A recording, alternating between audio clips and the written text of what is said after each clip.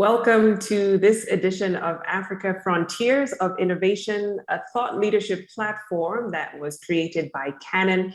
I'm your moderator, Victoria Rubadiri, a broadcast journalist based in Nairobi, Kenya. Now, World Photography Day 2022 was celebrated on the 19th of this month, and the theme was quite interesting. It was the pandemic lockdown through the lens. Now, I don't think we've seen anything quite like the COVID-19 pandemic, and we probably will hear stories about this years to come. But during its almost 200-year history, photography has evolved dramatically, from the clumsy magic box to a sophisticated digital gadget. And not to mention, people's understanding and use of imaging technology is continuously advancing. And this is something Canon is well aware of. In fact, Canon began with the goal of making the world's best camera. And since then, has evolved to develop products no one would have imagined 80 years ago. And that is essentially what we'll be talking about with regard to the role photography plays in Africa.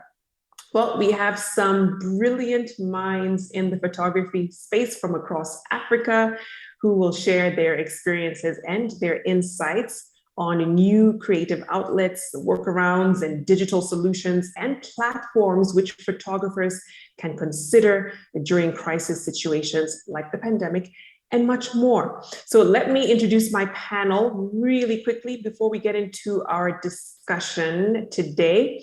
We have Aisha Alshabrawy, who is a photographer from Egypt. She is a fashion, portrait, lifestyle, and commercial photographer based in Cairo. Now, Aisha has worked for several years in corporate marketing communications and advertising, but later launched her career in photography. And over the past couple of years, she has worked on fashion shoots, celebrity portraits, street lifestyle, and travel photography, as well as brand positioning. Aisha's work was exhibited in 3 exhibitions, and her fashion and lifestyle work has been published in numerous print and online magazines and websites. We also have Emmanuel Oyeleke from Nigeria, who is a photographer, tech enthusiast, and a Canon ambassador. Now, before getting into photography, he developed computer applications. That's where the tech comes in. Well, Emmanuel has worked on fashion magazines, editorials, lookbooks, beauty, and lifestyle campaigns for international brands, high-profile events, and portfolio work for nonprofit organizations. And he'll be telling us a lot more about that. We also have Apagnawen Annankra, who is a self-taught photographer from Ghana.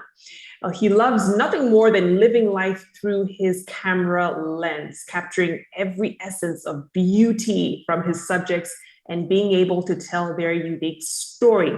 Apag is the founder and creative director of Apag Studios, and he has worked on amazing projects and has collaborated with top officials, brands, celebrities, and is known to be one of Ghana's top renowned photographers at the moment. Welcome to you all. Let's get into the conversation. Let me begin with you, Apag. When you look at Africa's photography industry now and you know, the state of it, what's your take? What are some things that you've noticed about the industry? It's quite interesting with how, first of all, Africa has been seen as a continent, and then looking at how things are evolving now and how so many people are, using photography for so many mediums. I think it's something amazing, and I think we've only just scratched the surface of that, and I think there's something great coming. Yeah. No, certainly. Aisha, let me bring you in there. Apag says we're just scratching the surface, and you can only imagine the potential of the industry here in Africa. But what have you noticed? Well, especially Africa, it's a very visually rich continent. Like, we have everything. I believe we have beaches, we have deserts, everything, wildlife. So there's so much potential for what could be captured. I don't think we've done it justice yet. So we're just scratching the surface indeed, because we keep discovering, like, people keep discovering new things about Africa visually all the time. So yeah, so in terms of photography, you have a lot to, and of course in the digital, yeah, photography is changing, like, I think every day. So there's so much more to happen in photography, and Africa has a lot to benefit from this change. No, you're right. I think, like you said, visually, photographers in Africa are spoiled for choice. Emmanuel, when you think about your work and just how you take advantage of what's available in the industry, what are some of your thoughts around that? Well, I think photography in Africa, like every other thing in Africa,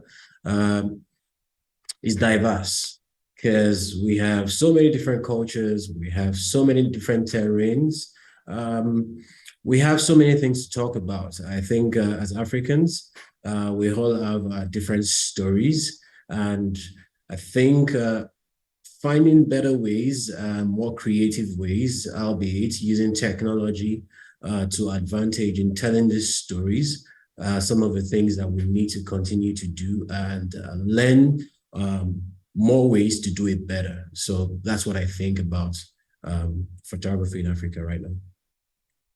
Apag, let me bring you in there, because as Emmanuel said, this is an opportunity for photographers in Africa to tell their own story. And do you find that, for instance, during the pandemic, a lot more of that was happening? Yeah, I think, yeah, because during the pandemic, there was a lockdown and people were confined in their homes. It's sort of, there was nothing much to be done. Aside, there was nothing to be done. So, people, I would say, were they being forced to, or like being inspired to be innovative around that time? And I think photography was one of the main, I would say major thing, because it's lockdown. What's the best way to show things out there? And it's through photography media. So yeah, I think it played a major role in that.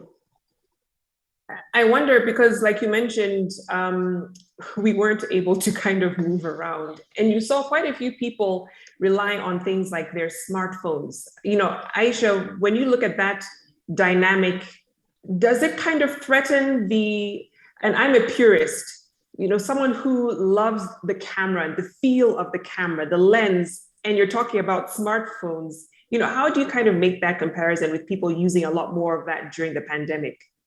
I actually, during the pandemic, I actually did a FaceTime shoot. That's how much we've started using the phone it was a real shoot. Like, a client hired me and they sent the jewelry pieces to certain people, and we did the shoot through FaceTime. So the phone was taking over big time, I think, during the pandemic, especially because there was not much contact. You could not get a group of people together in one confined place to do a photo shoot. So we were thinking of innovative ways. And I remember I did the whole FaceTime shoot, and that's how much cell phones are taking over. Like, actually, you can do a whole shoot through FaceTime. It was very hectic, but we did it. So the phone is taking over in every single way. And there's a big movement towards people are trying to pull back and go back to film photography. So, like, let's go back to, square one, because we don't want the digital snap on your phone. We want something more original. And, so there's always this moving forward very fast with the phones, which is very handy for photographers, because some phones are just as good as cameras. But I can never, like in photo shoots, I can never replace my camera. Not the phones have a way to go. No, my camera is still my camera. No, absolutely. And I think your FaceTime shoot brings a new meaning to remote working, but that's incredible, the fact that you're able to do that. Yeah. Emmanuel, I want to talk about how photography can help create social change, especially on the continent. And when you think about, for instance, something like End SARS in Nigeria and how that was quite a shift socially for the country, for Africa at large, how can photographers kind of leverage on such opportunities to be activists of their own through the lens? Thank you very much. This can be, photography can be leveraged for social change in so many ways. Only talked about in just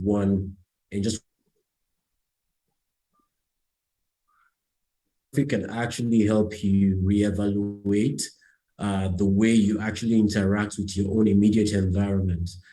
Take, for instance, a lot of people will, it's summertime, would say, well, they have to travel to Europe or travel out of Africa to go and spend time. But when you see pictures of different places in Africa that other photographers are taking, and you look at these pictures and they look like things you want to experience, then you take a moment to realize that, well, although I have not seen it so much, Africa has all the things that you're actually looking for in other places that you can actually, there's so much potential that you can explore, from the Sahel to the rainforests to the coastlines.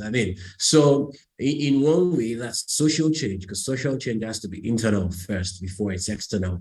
And then looking back at the End SARS, October 2020, it was such an amazing movement, and I doubt if it would have the effect he had without the positive impact of photography and using the camera to tell stories. We found photographers, street photographers and documentary photographers and reportage photographers telling their own stories. And we had people like fashion photographers also going to the grounds of the protest to even take fashion pictures of these are things that you can never recreate. It's history. So I think more than it's been said, it's not been said enough how much photography can contribute to social change. Because how would you know while you're in Kenya if it wasn't for photography? How would Aisha be able to know and see scenes from this event if it wasn't recorded using using a camera? So it's not been said enough. Photography is actually a very powerful tool for social change, and I think it's something that we should and use more, even as Africans, because when you look at it, even when it looks at when you look at the disposition of the West towards Africa, they think Africa is hell-hole. They think everything that can come out of Africa is just bad news and bad news and bad news. And that's actually the negative effect of sometimes photography too, because you see a lot of pictures from war zones and war-torn countries, and in its own right, it has what it does. But as photographers, like one of my mentors will always say, Kelechi, he will say, we are very powerful. We have to tell our own stories, our own way. So we have to show the positive side of our immediate environment as much as possible so that we can actually engender change of attitude towards Africa. No, absolutely. And like you mentioned, Emmanuel, there's this general perception that has just kind of stuck when it comes to what's happening on the continent. It's poverty, it's death, it's wars, struggle. And, Apa, that's, I guess, essentially what Emmanuel is talking about. Photography has that power to change perceptions. And for you, when you think about your home country of Ghana, when you think about the larger region of West Africa, how can photographers use that power to change perceptions of where they live and give a different picture? Well, I think this is a very easy thing, because like for example, even photography and film, what we've realized is people in the West come and try and tell our stories, and it's not exactly how it is because they haven't lived it. And that's what makes us different from that of the West. And now that we have, I mean, thanks to technology, that I mean, everyone can, afford a camera or a phone camera or something. We can actually start telling our own stories ourselves. And it doesn't even have to be a big production or something. I mean, we have social media here. So, I mean, we could, for example, my mom is from the north, the Volta region, and my dad is from the northern region. These two regions in Ghana have so many stories to tell, not to mention other regions like Ashanti region and the rest. So if we can start, putting something out there bit by bit, eventually, original stories that, will go out there itself. So I think no matter how small the content is, I think we, especially the younger people, should, create something that, yeah, no doubt. Yeah, and Aisha, I just wanted to get your thought on this in terms of perception again, but this more pertains to photographers. So, there's oftentimes this idea that photographers from the global South, they don't get opportunities. They're not commissioned to capture life, for instance, in the global North. You see a lot of the photographers from Europe, from the States, being commissioned to come to Africa to capture our lived experience, but you don't see it kind of happening the other way around. And why do you feel that is? Is it a skill issue? Is it exposure? And how can we get more African photographers doing global work? I think there are two reasons. One of them, I think in Europe, there are so many photographers, so many. Like there's abundance and people who are like, we've done that for a very long time. And Africa, it's relatively still emerging. So I think there's also already some sort of saturation. But in terms of photographers coming to Africa to shoot Africa, non-Africans, as you said, there's always this perception, maybe, that they would have a different eye or see things differently or maybe have more expertise, which is, by the way, changing a lot because we have a lot of publications. I'm talking about especially fashion. We have more publications in the Middle East now, based in the Middle East, maybe in Dubai. So especially when it comes to fashion, we have more African photographers who are doing what they need to do in their countries and maybe shooting like in Europe and other places. So it's starting to change. So the more we have expertise in that area and the more the perception has changed and the more we have, maybe Africa-based fashion industry, things will start changing. Sorry, just to add to Go that. ahead, Emmanuel. Yeah. So just to add to what everyone has said, I agree 100%. But I also think we need to invest more in institutions that promote photography, even in Africa. Right now in Africa, we have a lot of individuals doing amazing work, getting the skills that are requisite and necessary for them to gain global relevance. However, we don't have a lot of institutions that would help them, give them a platform, for instance, to be able to compete favorably with other photographers on the global scale. I think that's one major thing that we need to do. Also, I think another thing is constant education, because there's a myriad of 1,000,001 photographers that are picking up, young people that are picking up the cameras now just because they've seen a lot of other people do it. And the perception is changing rapidly. Photography in Nigeria as at 20, 30 years ago is not the same as it is now.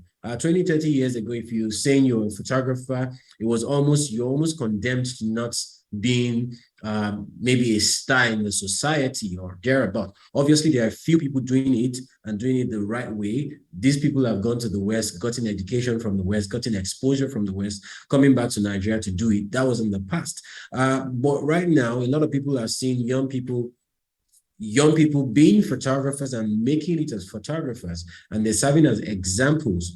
So a lot of people are taking up photography right now. In the next maybe 2, 3, 4, 5 years to come, we'll have at least 10 times more photographers than we have in Africa right now. But that being said, I love what Canon is doing in investing in the young, like the young people program, and then the students development programs too.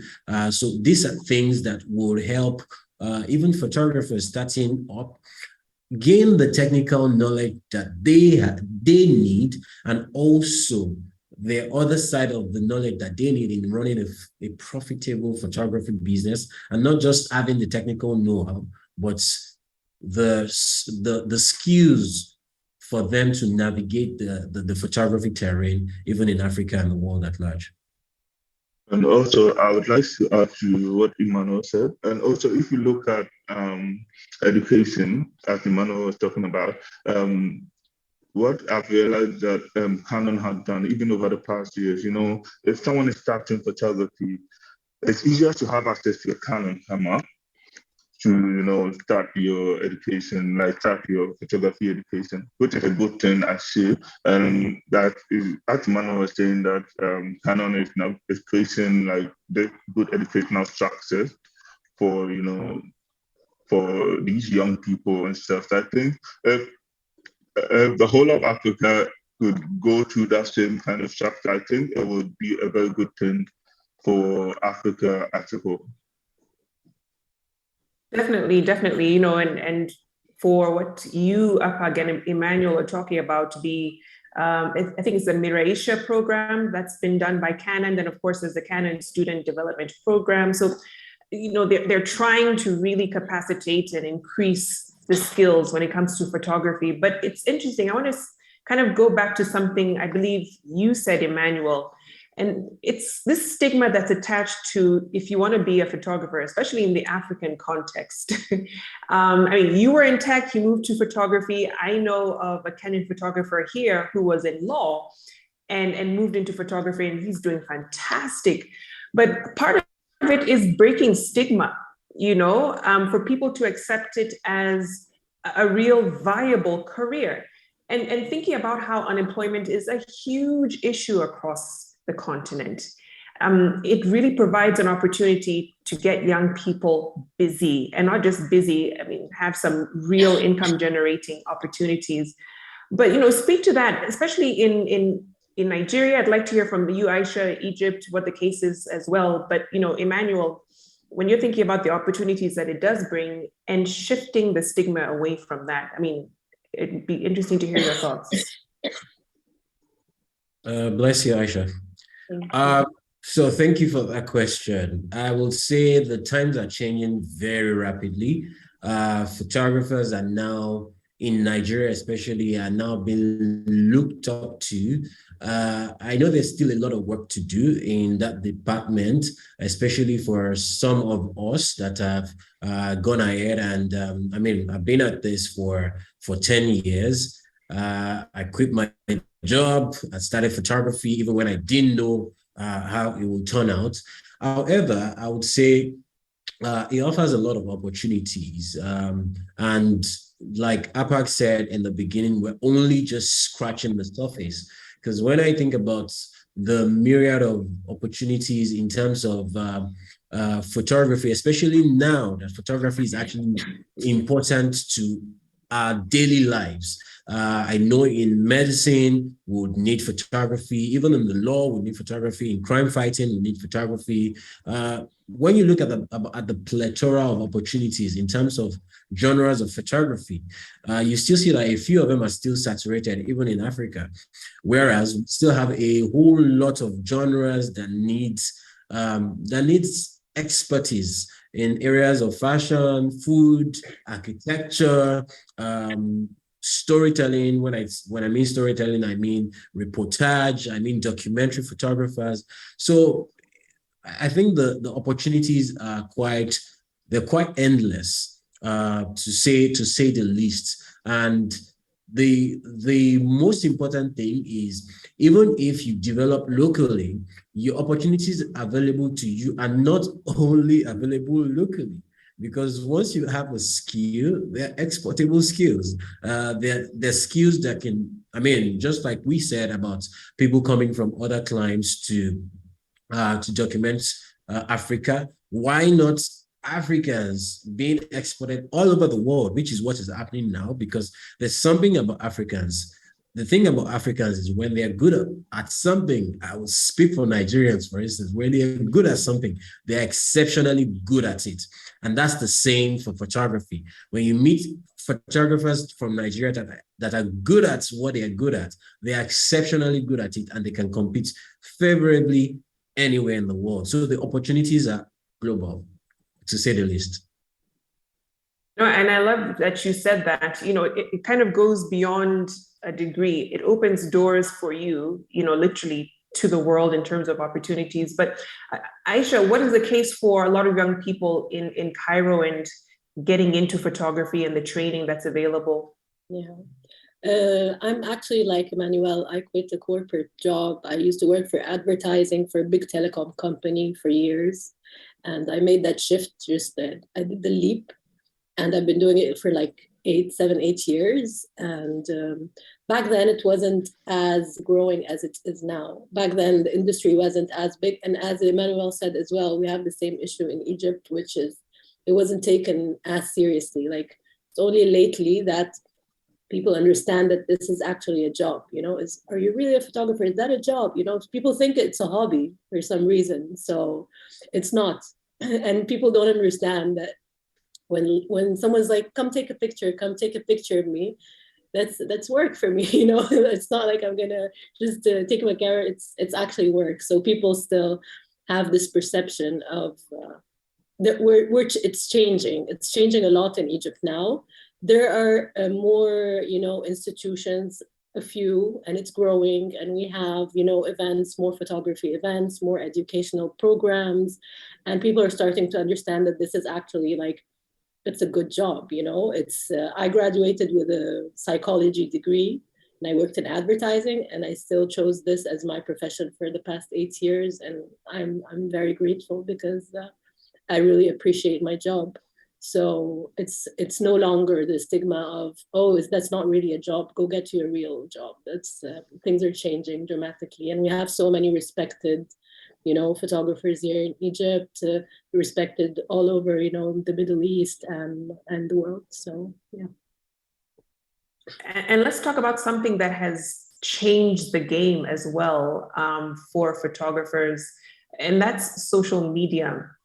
And when you think about how it plays into, I guess before the Instagrams, the Facebooks and whatnot, decision makers, in the industry, it was a very exclusive club.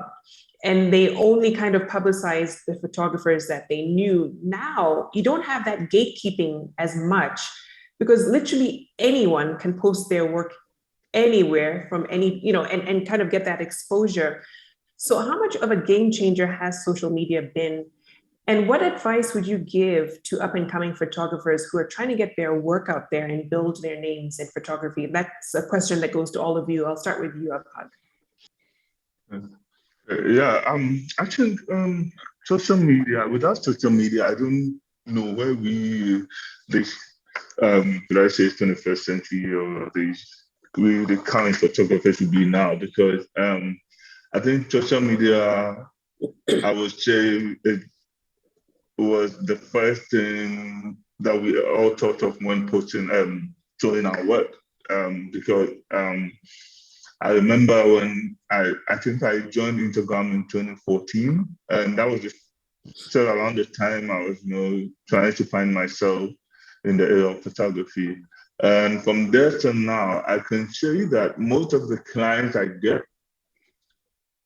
90% was from social media. What I would advise to the younger people is that, first of all, social media has its good side and its bad side.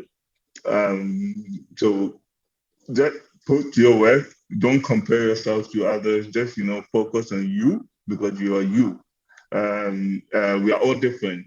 I believe that all of us are gods ourselves because I can create something, Aisha, you can create something, I can create, Emmanuel, the same, all of us.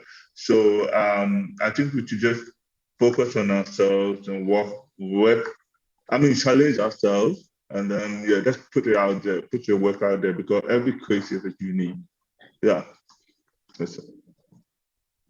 And I'm glad you mentioned how it's gotten you clients as well. These are people who, for whatever reason, wouldn't have been exposed to your work, but happen to be scrolling through social media and there you are. But I want to talk about also the issue of technology and how it's changed the world of photography.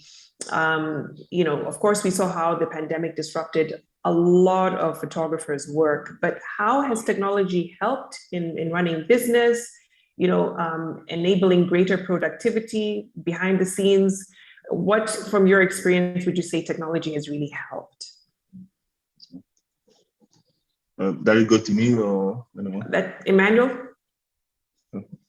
Okay, so how has technology helped? I think it goes without saying that technology has helped in more ways than a few, especially during the lockdown. I would say the lockdown offered some people the opportunity to really sit back and reevaluate, especially look at their practice from a holistic point of view and find ways to stop what is not working and optimize what is working but not working so well.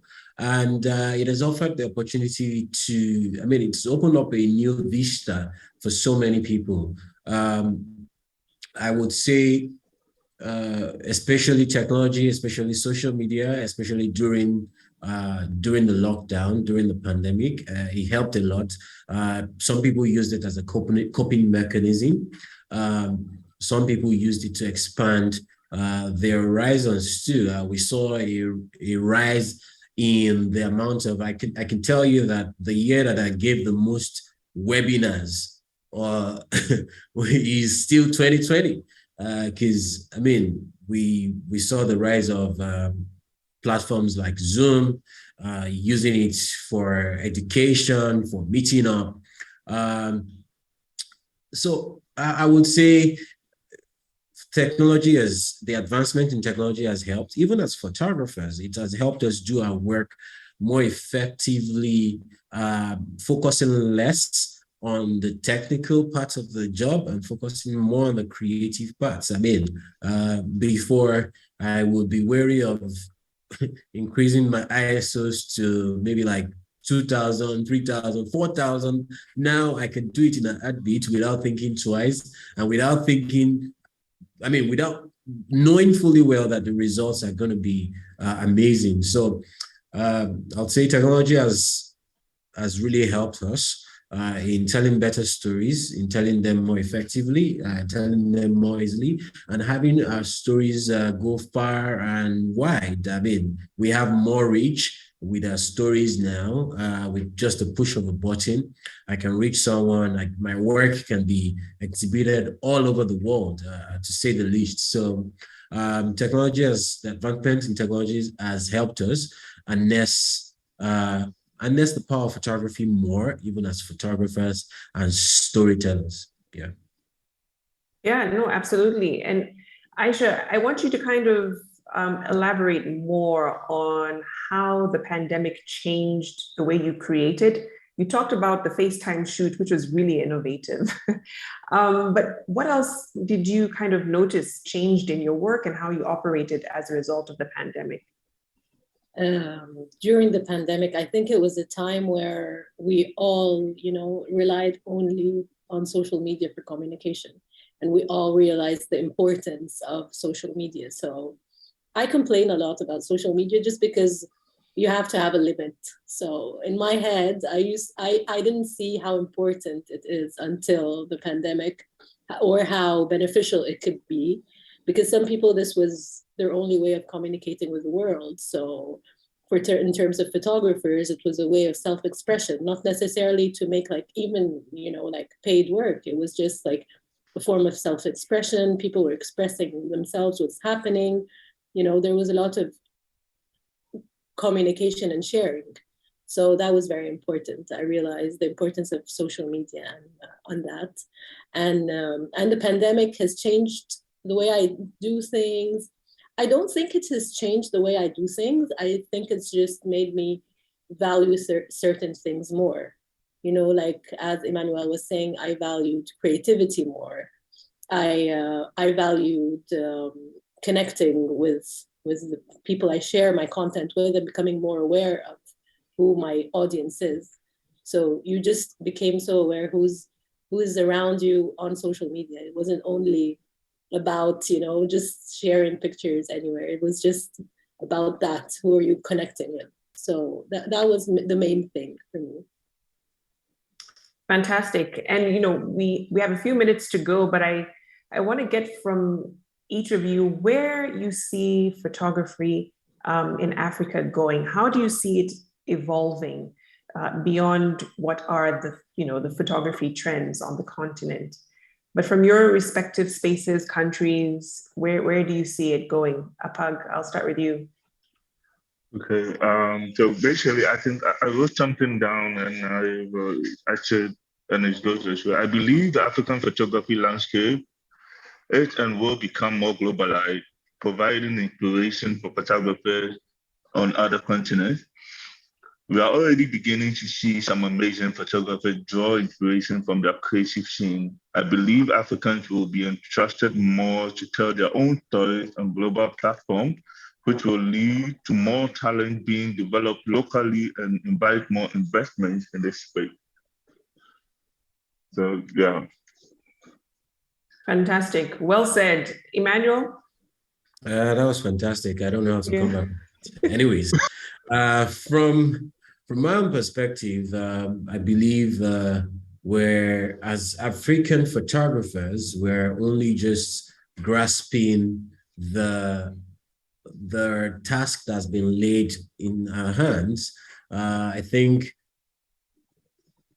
what we'll experience more in the coming years is increased collaborations between African photographers across borders. We will see, for instance, most of the photography conventions that a lot of photographers plan to go for happen in other countries. WPPI will, in coming years, what I envisage is in Africa will have more influx of global of panels and conferences of global acclaim in Africa itself, because it'll be not just a destination for individual tourists. I think it'll become a destination for the global audience, especially now that the attention is shifting, and not just the attention, like Apag said, a lot of global photographers are actually now drawing inspiration from creatives. I dare not say just photographers, creatives in Africa. We see the likes of Beyonce and the pop stars looking to Africa for inspiration now. So I think we're going to see an increased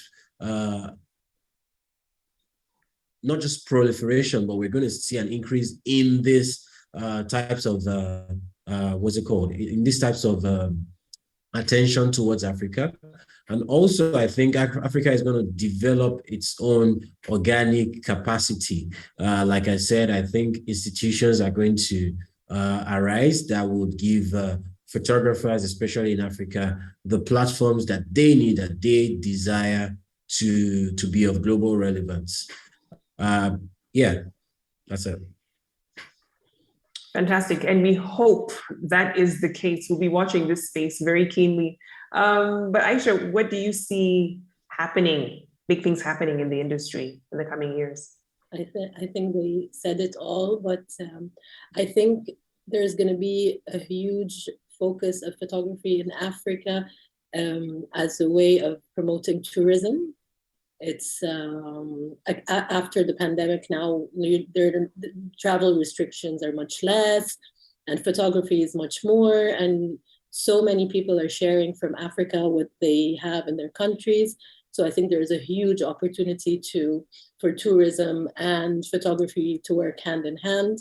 And I think it's happening big time in Egypt. We've had some, huge events happening in the past couple of years, like art events and international artists coming to Egypt. And all this, of course, was covered through photography and through different mediums. So we have that as a very big potential, especially tourism.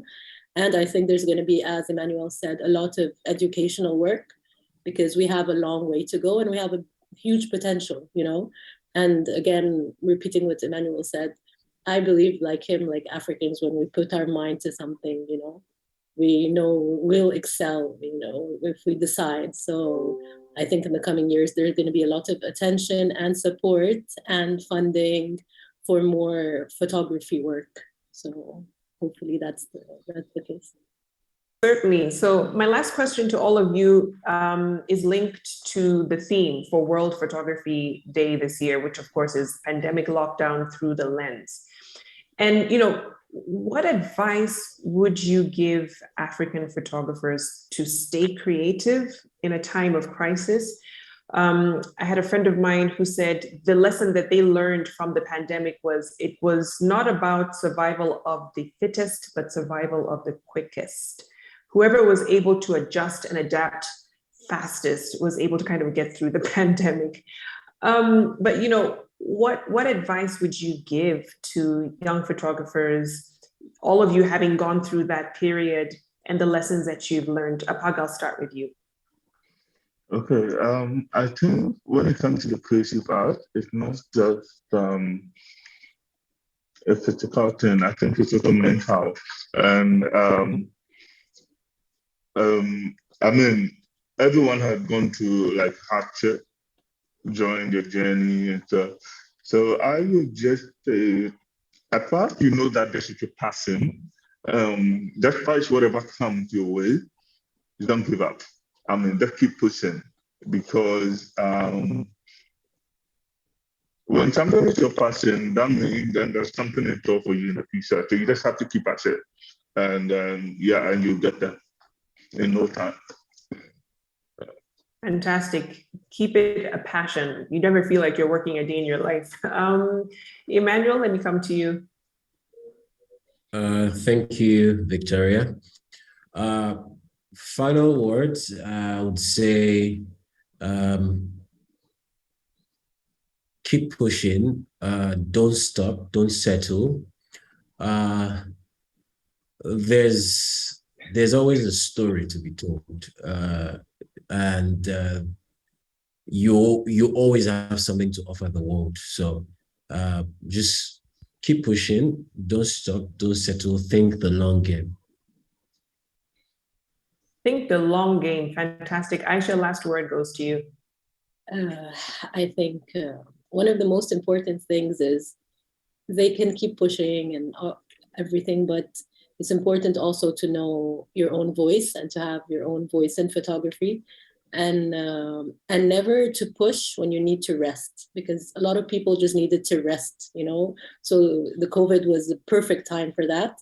And the fact that they were pushing too much to stay creative in a time where, everyone was so anxious, I think it was a good time also to rest if this is what your creative, soul is telling you. Because at the end of the day, if I push myself too much, or because I'm comparing myself to people who are super creative when they're anxious, but I can't be, so it's a bit frustrating. So a photographer is first and foremost an artist, and of course a business person. So, and when it comes to creating art, you have to find your own voice and then take that forward. So that's, for me, that's very essential. Your own well-being and your own voice, and then push to the limits and know that if you have a goal, just go for it.